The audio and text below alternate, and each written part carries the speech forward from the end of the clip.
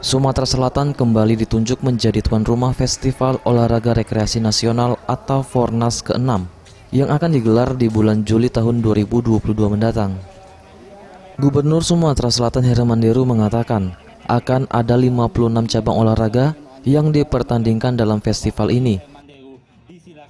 Mudah-mudahan ini juga diikuti oleh beberapa olahraga, peserta olahraga rekreasi ini yang dari luar negeri, salah satunya surfing dan lain sebagainya. Ada 56 yang akan kita pertandingkan di sini, semua olahraga masyarakat. Itu yang dilihat tadi, termasuk para motor ya tadi,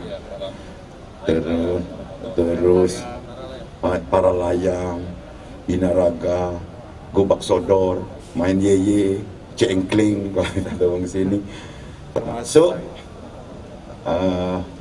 perahu tradisional. Event Fornas ini sendiri rencananya akan digelar di sejumlah kabupaten dan kota yang ada di Sumatera Selatan.